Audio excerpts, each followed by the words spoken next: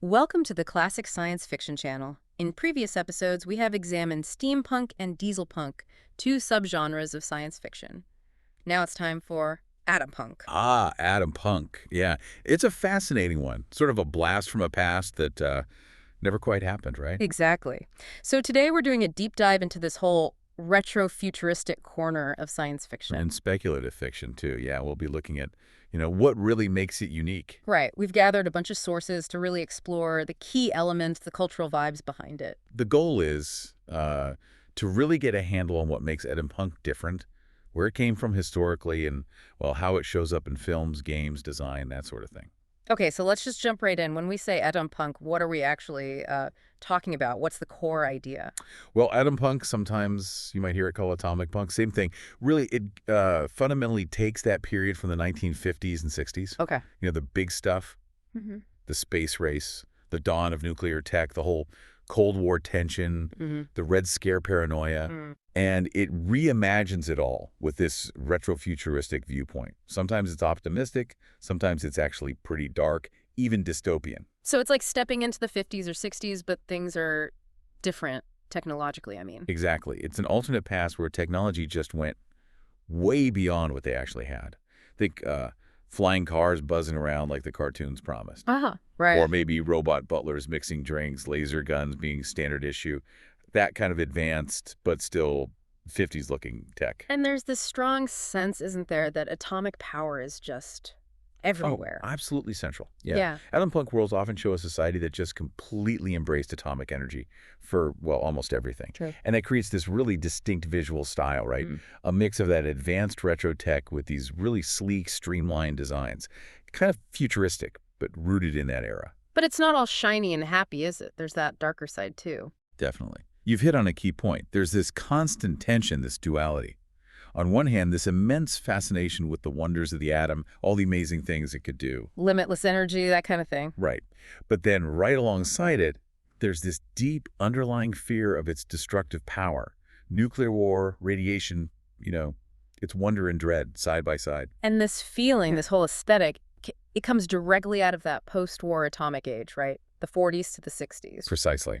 That period was just buzzing with scientific progress, the absolute thrill of space exploration, this huge wave of optimism about the future. But the Cold War was always lurking there. Always. That anxiety, that fear, it's the shadow under all the bright, shiny surfaces. It's baked into a downpunk. So even the name atompunk, it hints at that connection, like steampunk, but atomic instead of steam. Exactly. It shares that punk suffix, which often points to, a kind of retro-futurism, maybe a bit of an individualistic or countercultural vibe. But yeah, instead of Victorian steam power, its heart is firmly in the atomic era. Okay, that historical context feels crucial. So how did things like the Cold War, the space race, all that nuclear anxiety actually shape the genre? Oh, they were foundational. You really can't separate Atompunk from that backdrop. Yeah. The constant threat of war, the intense U.S.-Soviet competition pushing technology, the sheer power of the atom being unleashed, and that pervasive fear of spies and infiltration. It all feeds directly into the stories and the look of Atompunk. It sounds like a really weird time to live through. All that excitement and all that terror sort of mixed together. Absolutely. A really potent mix. You had genuine fear of nuclear annihilation, like hanging over everything. Right. But at the same time, this almost boundless excitement about science, about reaching the moon, about all the futuristic gadgets that seemed just around the corner. And didn't the economic boom in the U.S. after the war also play a role? All that consumerism and suburban growth? Yeah, hugely. It created this fertile ground for Atompunk aesthetics. That post-war boom-fueled consumer culture, people buying new things, moving to new houses, and this real can-do attitude about technology. Anything seemed possible. That optimism was essential for Atopunk's visual style to really take root. So the designers and artists, they were trying to capture that feeling, that mix of hope and danger. I think so, yeah. You see designers from that time deliberately using motifs that suggest atomic structures. The classic orbiting electrons look and space stuff, rockets and planets. Little visual cues. Exactly. Like a shorthand for both the amazing promise and the potential peril of this new age. Okay, let's talk more about the nuclear energy aspect itself. It sounds like it's more than just a power source in these worlds. Oh, it's totally central. It's pervasive. Atompunk often imagines atomic energy being used for everything, not just power plants, but maybe like Atomic-powered cars, atomic kitchen appliances. Right. It's woven into the fabric of everyday life. Wow. Just taken for granted, almost. Often, yeah. And like we said, this obsession comes straight out of that post-1945 reality, the impact of the bomb. Yeah. So Atompunk explores both sides, the dream of clean, limitless power. The utopian angle. Right. And the nightmare flip side, nuclear war, fallout, radiation sickness, the hidden costs of this power, the duality again. It really seems to be the defining tension. Okay, let's shift to the visuals. I keep hearing about Googie architecture. How does that fit in? Googie. Wow. Yeah, you can't really talk Atompunk aesthetics without talking Googie. It's basically the architectural embodiment of the atomic age look. When was it big? It really hit its stride mid-50s to early 60s, right in that peak Atompunk time frame. A lot of what we think of as the future from that era, that's Googie. Okay, paint me a picture. What does Googie look like? Think bold, sweeping lines, things that look like they're moving, even when they're standing still. Lots of sharp, upward-pointing angles. Like fins on a car? Kinda, yeah. Or like rockets taking off. Structures often look like they're balancing precariously, maybe on a single thin support. Lots of brightly colored panels, glass walls, and of course, neon signs. Big, flashy neon signs. Okay, I'm starting to picture it. Those old diners, maybe? Exactly. Diners are classic Googie. Also, drive-in theaters, motels along the highway, car washes sometimes. Think roadside America, but supercharged with futurism. Any famous examples? The Seattle Space Needle is probably the most iconic one still standing. But yeah, the Las Vegas Strip in its heyday was pure Googie extravagance. All that neon, those crazy shapes.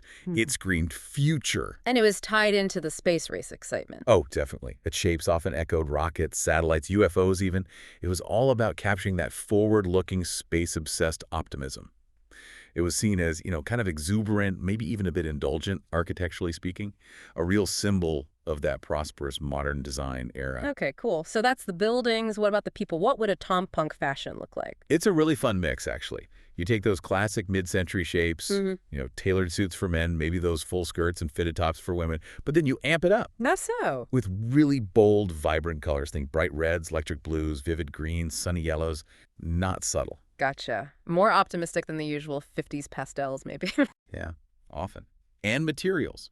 Lots of shiny metallic fabrics. Silver and gold were popular, reflecting that futuristic technological theme, making things look sleek and, well, space age. So people looked like they stepped out of a sci-fi movie, but one made in the 50s or 60s? Pretty much. It's that blend of retro silhouette with futuristic materials and colors.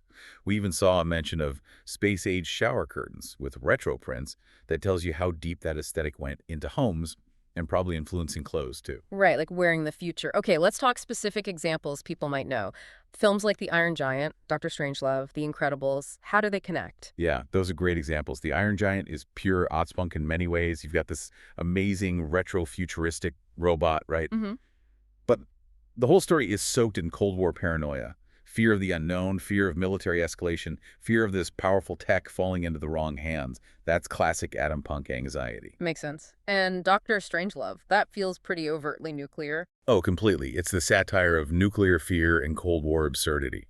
It takes that underlying anxiety of the Atompunk era and just pushes it into this dark, comedic extreme. It shows the potential for catastrophe lurking just beneath the surface. Right. Now, The Incredibles feels a bit different. It's not really about atomic power, is it?